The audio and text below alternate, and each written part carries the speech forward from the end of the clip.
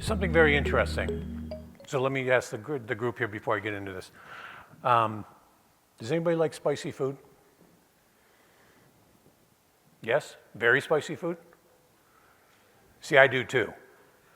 And matter of fact, my wife would joke around because she says if she sees me sweating profusely, I'm enjoying my meal. All right, but apparently that comes from my father, because my father believed that he was the best cook in the world. And the reality is he was the worst cook in the world, okay? Because he was a smoker and every taste bud in his mouth was dead, which meant every one of my family's taste buds were dead as well. So everything in my family had to be either burnt or coated with Lowry salt.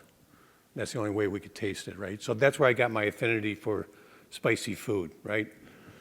I also make wings. I love wings, all right? So I will make wings and I will slather the sauce on there, right? So my father knew that. This is where he thought he was the best. So years ago, he made me a mason jar of wing sauce. He's like, I made this special for you. And he gave it to me.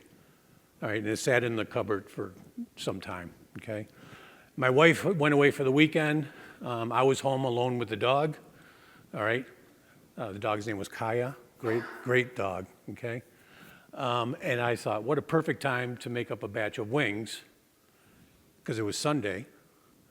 Nice cold beer, some nice spicy wings. So I did. I made up the batch of wings, sat down in the living room, turned the TV on, cracked a cold beer, started woofing down a couple of those wings. And it was about the third wing down that I'm like, holy moly. Okay, even for me, I'm on fire. So I got up and ran to the bathroom and stuck my head under the sink to rinse it out, right? What do you think happens when you leave food on a coffee table and a dog is around? Because I could tell you. All right, because I can tell you exactly what happens. That. And by the way, that was a double flusher. All right, because after he'd emptied that bad boy out, he's looking at me like, all right, come on, man, reflush. All right, so let's go. All right. My father had this picture on his refrigerator for years and years. He's like, yep, I did that. So sometimes we may not think that we're the best, okay? So I do, I'm going the wrong way. I do, this is me. The CEO and president of a reliability engineering consulting company. Been in the business for years, all right? I'm not going to read through all this, but name an industry and I've worked in it, okay? Globally, half the work I do is international, so I spend a lot of time in Southeast Asia, a lot of time in Middle East, Africa, okay? And of course, North America. All right, so that's enough about that, okay? Before some of you ask, all these presentations will be available to you, okay? My understanding is there will be an email sent out, and you will be able to get any of these presentations, okay? So you don't have to take your camera out, because yesterday everybody was taking pictures of my presentation. It's like, you'll get it, okay? This slide I put in just about everyone, because I do a lot of trainings, okay? And I put this slide in just about everyone. I'll get it out of the way so you guys can see that. Can you read the third line down? All right. I put this in here because I want you to look at this slide right here, and one thing I want you to look at this slide and think about is money. All right? Because I love doing this session in particular because there's only about a dozen slides here, okay? But what I want to do is I want to show you a spreadsheet that I developed years ago, and by far and away, it is the number one tool that I have in my little box, which has now been reduced to this big. My whole life has been reduced to a laptop. But by far and away, it is the number one item that I share with anybody. If you want it, it's yours, okay? And you'll see what I'm talking about when we get to that spreadsheet. I call it the true cost of maintenance, because no organization in the world looks at the cost of maintenance the way I'm going to present it to you. All right, and it's only because the way, and it's not, let me just say this, it's not to say that you have a bad maintenance staff. or maintenance technicians. What I am saying, though, is the system that allows that to happen is what's broken. So I'm going to show that to you, all right? But let's go through a couple of these things. The average maintenance operations budget, a third of it is wasted, okay? 63% of maintenance activities are self-induced. I guess that's on there, I think. The bullet further down. 63% of maintenance activities are self-induced. It's called maintenance-induced maintenance. All right? Are you working on the equipment or are you fixing the equipment? That's what I'm talking about. Right? The number one items, spare parts in an inventory, duct tape and baling wire. Right? Just keep that equipment up and running. The second bullet right there, 18% of a typical technician's day is looking for parts or tools. Okay? They go to the job site, they scope it down, do some troubleshooting maybe, but then they have to start walking around. There is not a facility in the world that I've not gone into that does not have secret stashes of materials. I don't care what industry you're in. They got these little squirrel nests set up with spare parts. Okay? Now, the next one, 24 to 26% of a typical maintenance technician, facilities technician, is walking to and from the job site. They get out there, they scope it again, and what they have to do is walk down, look for the parts, come back, right, tear the equipment apart. They don't have the right tool, they walk back, okay? But that's 24 to 26% of their day. Now, if you just take those two numbers, you can add those up and say that's almost 50% of their day doing what? Nothing. It's not doing what we're paying you to do, okay? It's not. And again, I'm going to show that to you, right, when I show you the spreadsheet. But that's almost 50% of their day not maintaining the equipment or repairing the equipment, doing troubleshooting, root cause analysis, or whatever else, okay? 74% of equipment failures are caused by the inadequate operation of that equipment, okay? It's running beyond design, okay? Or we're not properly maintaining that equipment. There's only 4 maintenance strategies in the world, by the way. Does anybody know what they are? There's only 4. I'll give you a hint, the first one, PM. Anybody know what the other ones are? You got to turn your volume up because I can't hear you. That's not a maintenance strategy. I hope it's not a maintenance strategy. Predictive is the second one.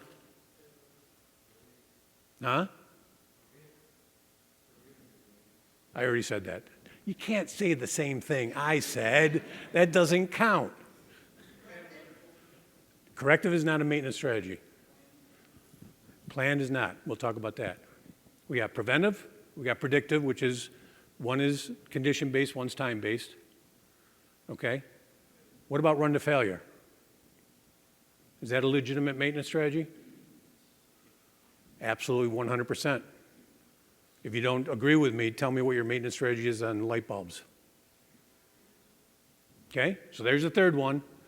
The fourth one is if you cannot put a maintenance task in place to identify that potential failure or technology or moving it more towards condition-based, and the consequence of the failure is too great to run it to failure, then your only other option then is what's called proactive maintenance or redesign or redundancy or standby equipment. Those are your only 4 strategies, okay? So where I'm going with this then is when we're looking at those 74% of equipment failures are caused by inadequate operation or maintenance induced, these are some of the things you need to start taking a look at. Do we have the right maintenance strategies in place to extend the life expectancy of that asset? Now, an area that's very near and dear to my heart is materials, supply chain, okay?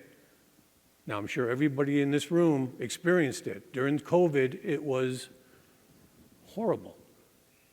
I saw inventories get inflated because our supply chain, our lead times just got way too squirrely out there. So what do we do? Our inventories, bump them up just in case.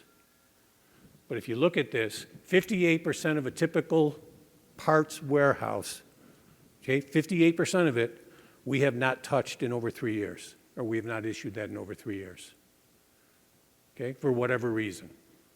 It might be obsolete, might be a critical spare, okay, but for whatever reason, okay, 58% of your inventory we have not used or issued in over 3 years.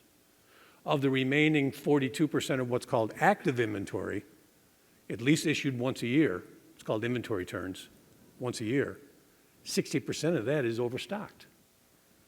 So one of the things that I do is organizations will hire me to come in and do an assessment on their spare parts, okay? And I've done dozens and dozens of these things over the years. One of the reasons that some of these companies bring me in to do an assessment is they want me to recommend more space. How many times do you think I've recommended more space? 0. I have never recommended to any client over the last 22 years of doing this, I have never recommended more space. If I give you more space, what are you going to do with it? Seriously, one at a time. You're going to fill it up. And then 4 or 5 years from now, you're going to hire me to come back and do another assessment. You're going to say, man, Andy, how much more room we need? And I'm going to be, I think you got way too much room, okay? So see this room right here? That's it. That's your real estate. Now the question and the challenge is, what is the right inventory to carry, right? Because inventory is expensive. You're tying up cash. That's impacting cash flow. That's impacting your budget. But if you're carrying 58% of your inventory, that's a lot of money. In some organizations I've worked at, that's millions of dollars, okay? So this is a good slide. This slide I put in here right here because I see way too often that leadership gets antsy because they're not seeing their ROI, okay? Very short-term focused. They don't see the big picture. I've given you the money. I want results by this Friday. But what this is saying is, look, if we stay the course, so there's an awareness when we first, oops, didn't want to do that. When we start proposing any of our CapEx projects or anything such as that, we have an awareness, okay? There's our initial investment right there. We're laying out the money.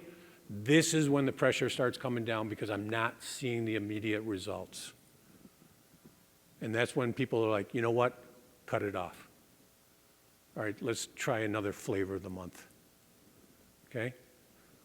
But if we stay the course, and I'm going to show you another slide that reflects this as well. Once we start stabilizing the system, all right, and then eventually, as you can see from here, that becomes part of our culture, which I talked about yesterday a lot, okay, about culture of the organizations, okay?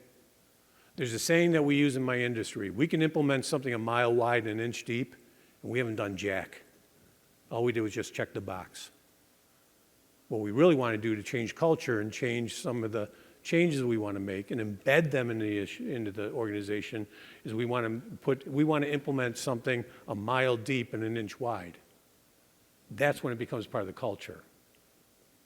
I can't tell you how many times I've heard people say to me, that's the way it's always been. Right? So that's what this slide is talking about. There we go. It's changed again. All right, so what separates the best from the rest right here? Preventive maintenance represents 65% more of your preventive activities. Where I was a plant manager, okay, when I took over, it was such in total disarray. Everything was an emergency. Everything was an emergency, okay, because they ran those horses into the ground.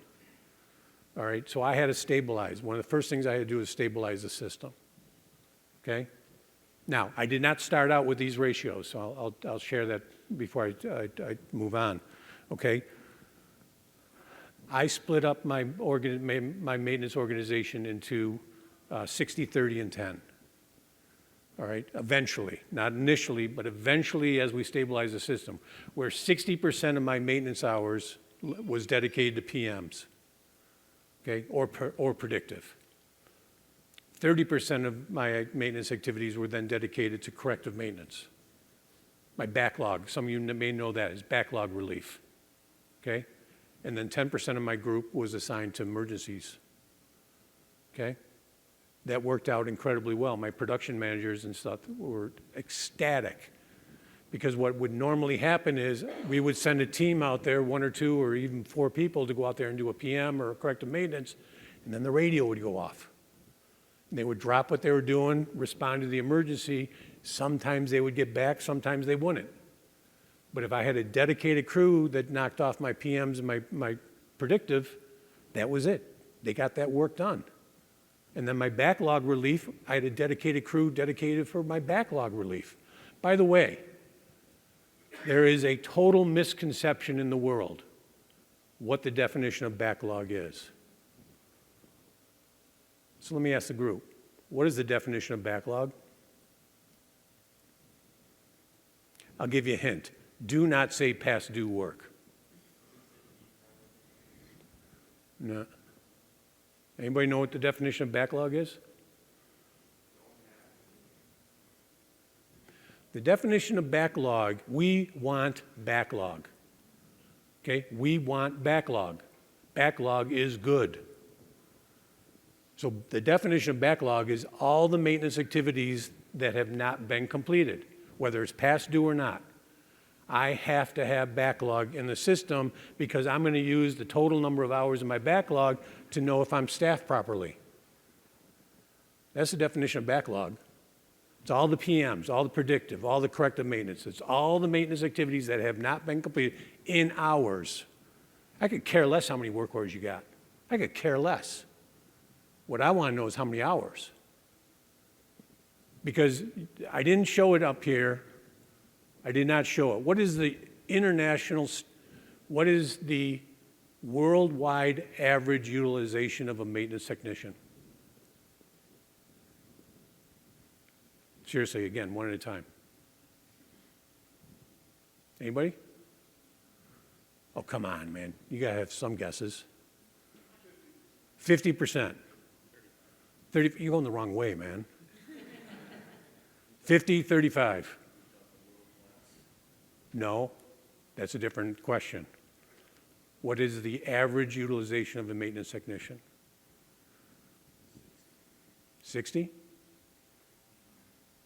17 to 24%. That's the average. 17% to 24%. Based on, matter of fact, some of those numbers I just had up there just a second ago. Okay, and again, I'm going to prove this to you. Okay, and I've witnessed it. Okay, but I'll show you why that's why it's so low. When I go into organizations and I ask, what is your utilization of your technicians, and they tell me 90%. I'm sorry, I want to throw the BS flag on them. All right, because when they tell me that, I'm like, that is better than world class, because world class is 65%. Okay, but if they're telling me they're 90% utilization, what then I come back is, that is awesome. So none of your people take breaks. None of your people go to the bathroom, right? There is no travel to the job site back and forth. They don't look for parts. And they're like, well, of course they do. And then I'm like, then you can't possibly be at 90%, because those are minutes and hours that get chipping away at that capacity. Okay? And again, I'm going to show you this. All right, appropriate maintenance skills. Who here is very comfortable and with their staff? Highly skilled and competent. And you have a very deep pool of available resources. Anybody? Because that's the other phenomenon I see around the world. The talent pool is getting very shallow. And by the way, loyalty is out the window. I will just as soon go down the road and work for $1 more an hour than stick around. That was yesterday's conversation, by the way. How do we motivate employees, right, to keep them engaged? Effective supervision leadership. That was my session yesterday, was on supervision leadership. All right? Very few people were formally trained on how to be supervisors. So therefore, we want to be friends with everybody because we want to be liked as supervisors. Can't be friends, we can be friendly, but we can't be friends. So that was all, I won't go into that because that was all day yesterday's session, because I do teach and facilitate a supervision leadership training. But I have to have, by the way, the number one, I said this yesterday, the number one If we were playing Family Feud, what percentage of a supervisor's day is actively supervising their staff? Any guesses? Were you there yesterday? All right, you're disqualified. 5%. That's the number one answer. If you look up the definition of supervision, it does not say sit in meetings. Okay? Actively supervising, making sure the team is working safely. Do they have the right tools? Removing barriers that are preventing people from doing their job, working safely. Effective materials control, I already talked about that. The capacity or the capability to plan and schedule work. That's really what I'm going to be moving into now. All right, how do we plan and schedule work to optimize our resources? Greater than 90% of all maintenance work is pre-planned. 60%, all right? PM and PDM tends to be planned.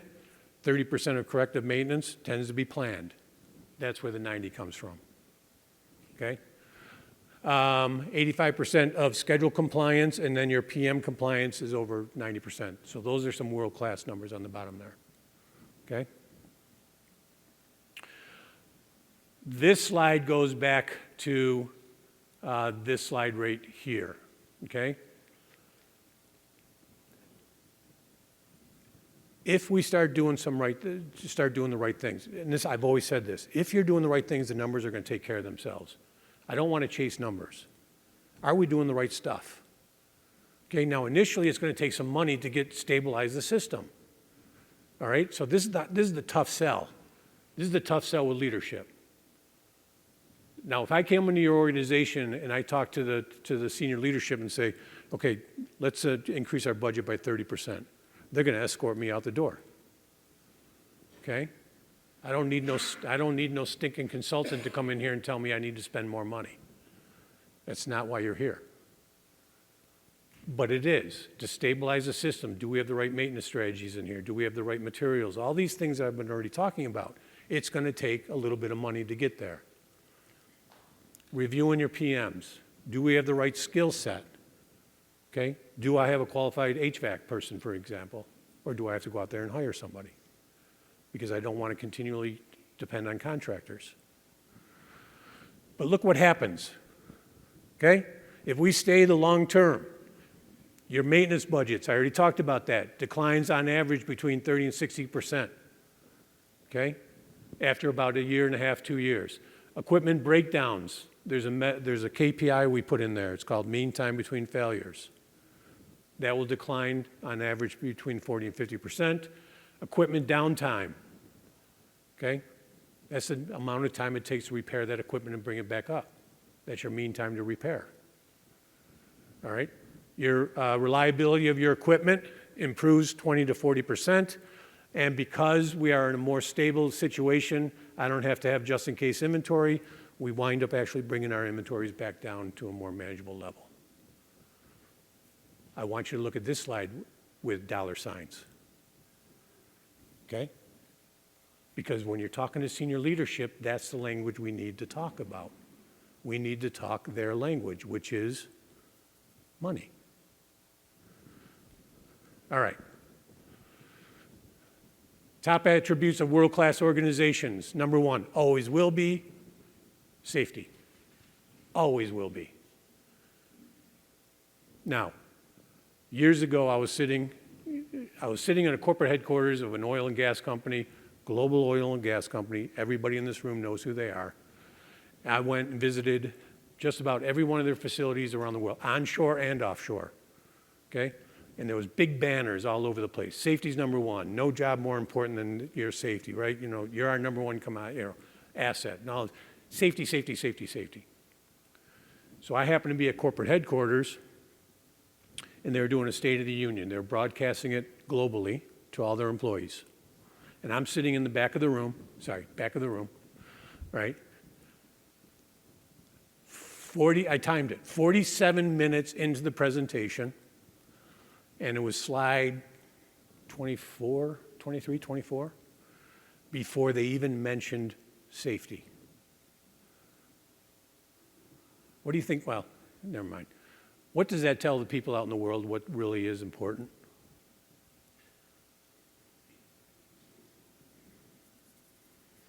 Because for the first 47 minutes of that presentation, all they kept talking about was how much reserves they had, what the profits were, how many barrels were pumped, and everything else. All right? And it was almost an hour later before they even said, oh, by the way, here's our safety record. So I'm sitting in the back of the room thinking like, okay, if safety's number one, you're telling me an hour into the presentation before you even mention the word safety, what is that telling me what is truly the most important to your organization? All right, so just something to think about. Okay, customer service, yes. Customer service. Well-developed training program, skills, and competency. I talked about this yesterday. I can draw up just about every single department or organization in the world. 20, 40, 30, and 10. Do you remember me saying this? Were you there yesterday? Oh, all right, well then you don't know the answer. 20%, 20, 40, 30, and 10. Let's keep the math simple because it is the afternoon. 20% of your team might be superstars, or 2 of them might be absolute superstars, right? So they can do everything. I mean, they're just off the charts great. Next 4 people or next 40% of your team, I bet are very, very good at what they do. They're rock solid. They come in, they do a quality job, but at the end of the day, they go home, they crack a beer and self-medicate. Love them, okay? I got 30%. The next 3 people in the group might be new to your organization, okay? But they got potential. I can work with that group. Then every organization in the world has a 10%er. I call them the bottom feeders. Share with us some attributes of a 10%er. What's that? No initiative. No initiative. Bad attitude. Come on. Because I know you guys got a 10%er. Huh? Cancer. Every fiber in their body is negative. I'm the only one who does any work around here. I don't know what the rest of you people do, but I'm the only one that works around here. And I'm not appreciated for doing all the work I do around here. Okay? So my coworkers, they're horrible. The company's horrible. I don't get paid enough, right? My dog just got voted the ugliest dog in the world. Every fiber in their body is negative. And we as managers, we spend about 80% of our time working with that group, where we really should be spending 80% of our time with the 30%ers. All right. Sorry, let me get off of that. Okay, defect elimination, right? That's root cause analysis. Eliminate, either put a maintenance strategy in there to eliminate that failure or mitigate the consequence of that failure. Planning and scheduling, I'm going to talk about that. There's my communications. Again, I talked quite a bit about the communication yesterday. There's my supply chain and giving people enough time to fix it, not work on it. Because in manufacturing, I can tell you right now, production manager, when their equipment goes down, what's the first question they ask? How long, baby? And then they're standing there going, right now, come on, chop, chop, let's go, okay? So that's where the duct tape and baling wire comes in. All right, as far as our planning goes, the most profound effect and time and effective of accomplishing any of the maintenance work, there's my fixing or working on it. For every hour of effective planning, the typical return is at least 3 or 4 hours, okay? Somebody came up with something to say if our strategy is run to failure, it costs the organization 4 to 5 times more expensive than to plan it and repair it before it becomes a failure, right? And if that's the maintenance, if that's the culture, if that's the way we operate, that's incredibly expensive. Okay. Last bullet is what I'm going to finish up with. I put this in here because in my opinion, if your maintenance planners are not spending the majority of their time out in the field, I do not consider them professional planners. The least bored person in your facility should be a planner. Think of all the assets in your facility. Think of all the assets in your facility and think of every possible way that equipment can fail. And now you have to create a job plan to repair that job. Our job as supervisors and managers in the organization is to level load our skill set. I cannot continually call on my 20%ers because I'm going to burn them out. By the way, those 20%ers dearly love to be in the environment of firefighting because they know if they sit back and wait and another emergency comes up, we're going to call them up, they're going to swoop in, they're going to get that equipment fixed, and what do we do as managers? Pat them on the back and say what? Great job, right? We're rewarding the wrong behaviors with that. That's their comfort level. All right, so that's what this slide is talking about. Again, you're going to get copies of these, okay? This is my definition of maintenance. Successful execution of planned work in the safest manner in the shortest period of time that is the least disruptive, okay, at the optimal cost. I don't say cheapest cost. I said the optimal cost, okay? Believe it or not, cheapest is not always the best. Now, here's, sorry, I'll go off just on 1 second on this one.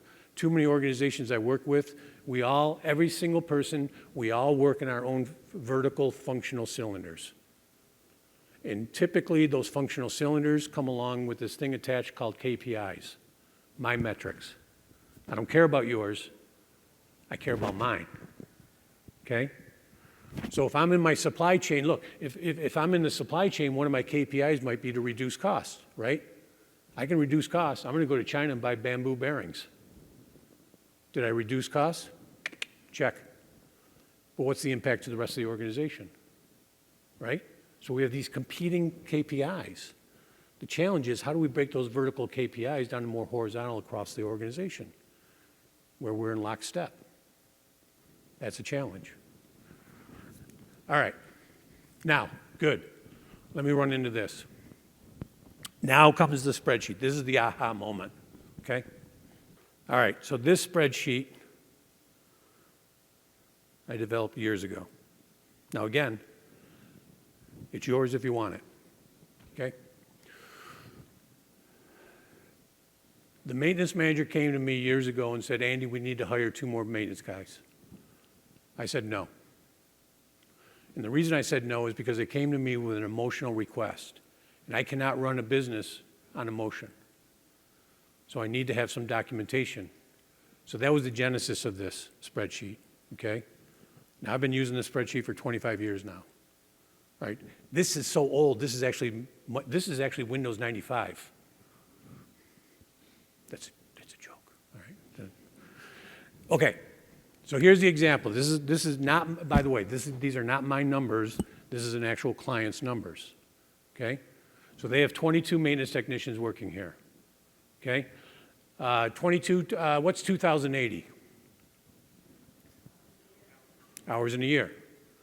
So 22 times 2,000 hours, 2,080 would give me a capacity of 45,760 hours. Everybody with me so far? That's my capacity, right?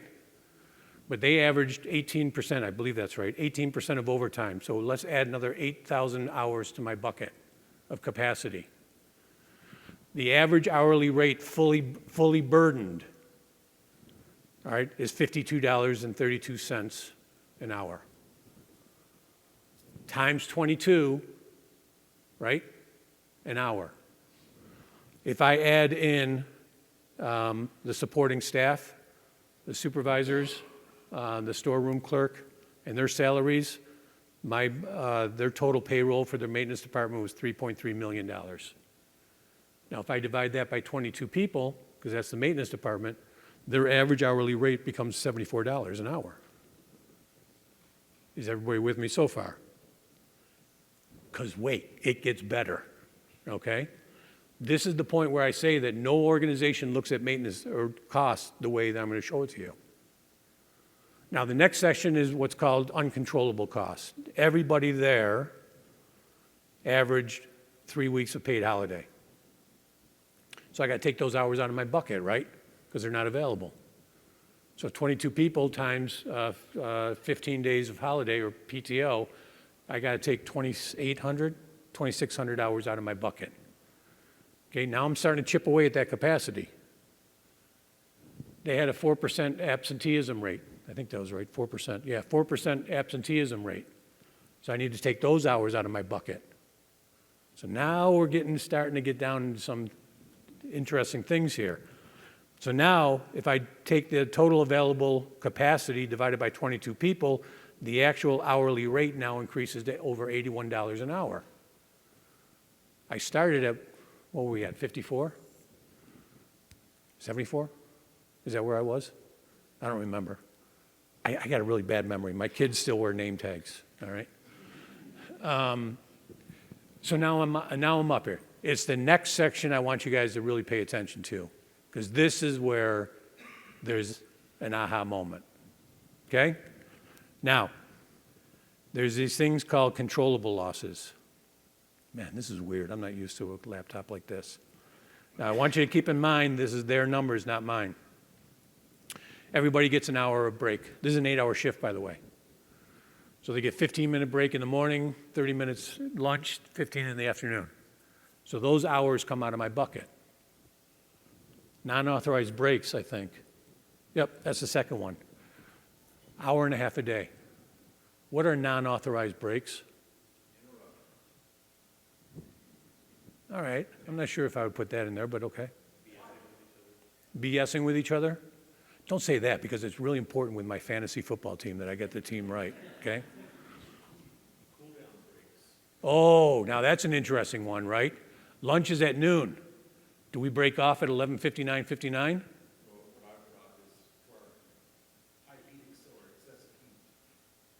Well, that could be another one. All right, but non-authorized breaks, though, let's stick around with the breaks, all right? Lunch is at noon.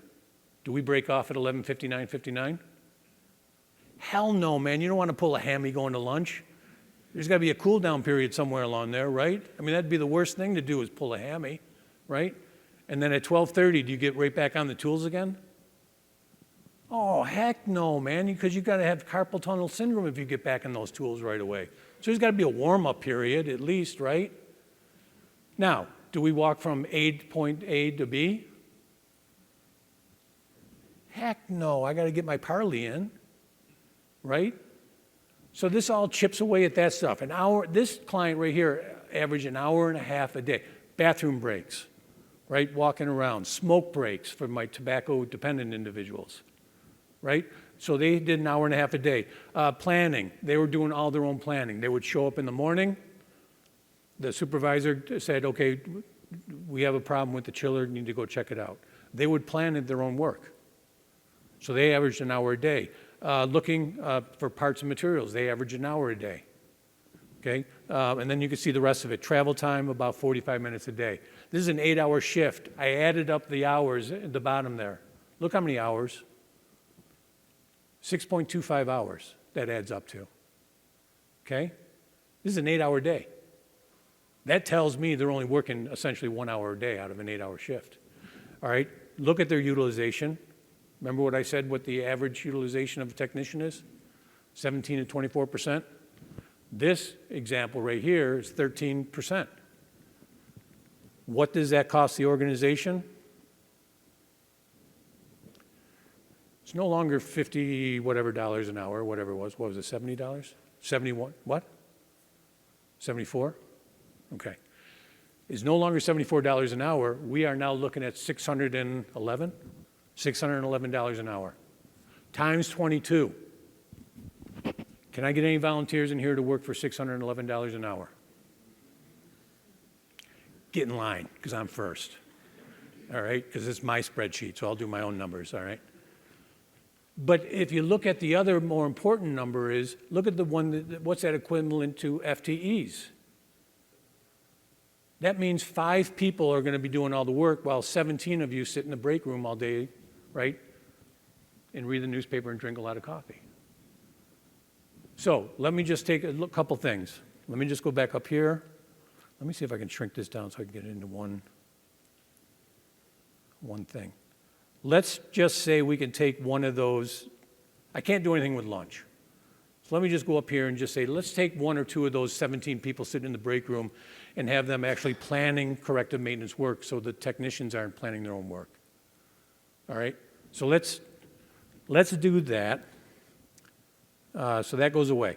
That 60 minutes goes to zero. Watch these numbers. I just cut it in half. $300 an hour. Did I hire anybody?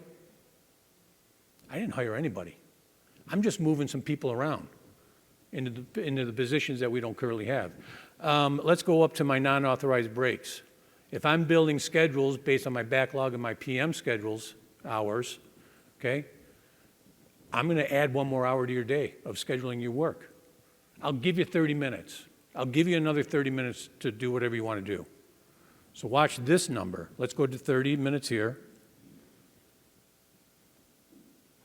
We've tripled our utilization and we've dropped $400 an hour. Okay? What else do I want to do? Has anybody ever heard of the term kitting and staging of materials? So what if we start doing that? That goes away. You are on the cusp of world class. And we went from $611 an hour down to $150 an hour, and we almost quadrupled our utilization.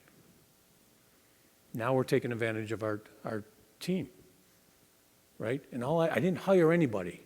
I'm just moving some of the players around and putting them more into more strategic positions, looking at strategic.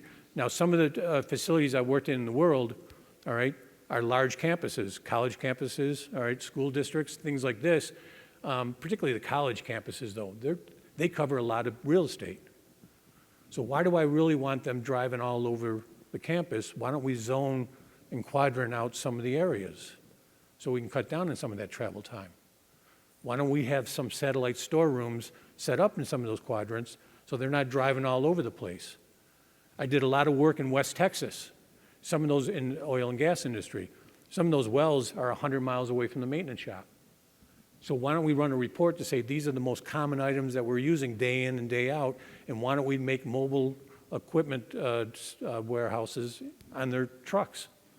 Convert some of those pickup trucks into storerooms. So they don't have to drive back 100 miles to go get a part that they didn't have. Okay? You know, now, look, if you want to get really advanced, start looking at drones. I'm starting to see more and more companies having drones deliver parts out to the job sites. Okay? It's just technology is warp speed. But there's nothing that I've presented so far today that is some newfangled Japanese way to do work. It's the basics. It's the blocking and tackling of things that we should be doing. All right? In the past, what we've done is there's been a centralized maintenance shop, and then we'll send off an electrician or a mechanic into those own different areas. And if there's a specialty, then we'll just flex some of the labor over to those areas. Yep.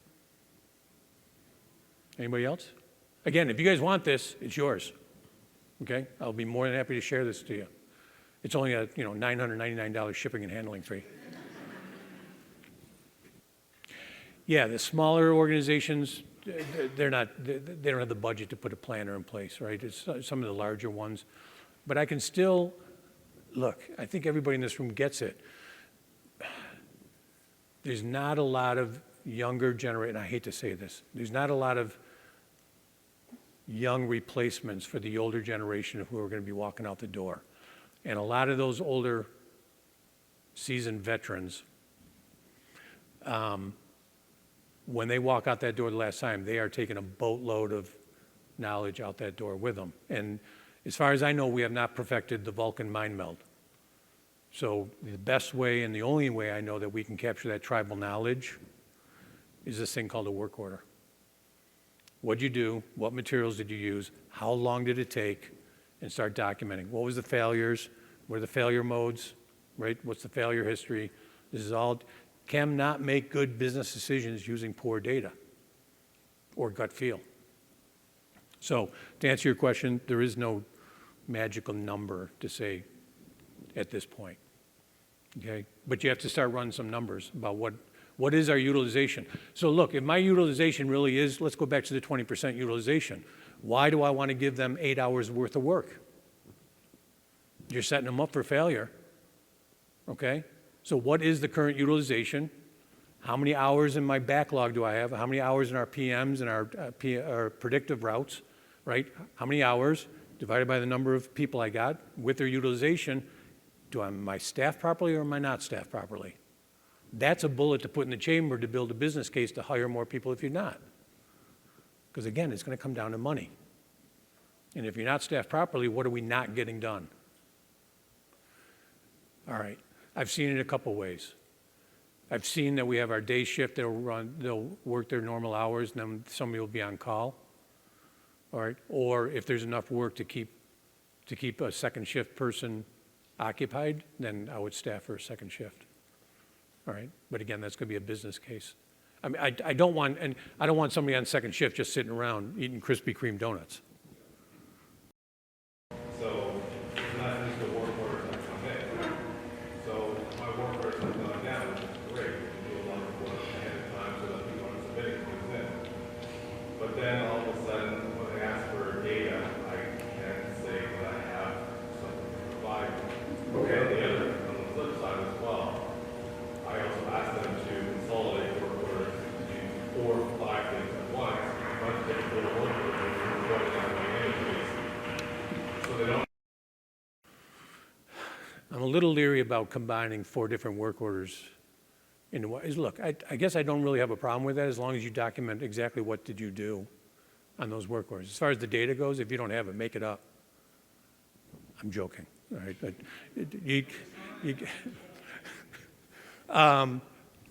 again, I have to have data. I'm working with a client right now that, look, I talked about this yesterday, all right? I'm sorry, but if you ask me the number one thing you must have an asset registry. You must have an asset hierarchy. You must have an equipment bill of materials. It's an absolute. There's no ifs, ands, and buts on that one.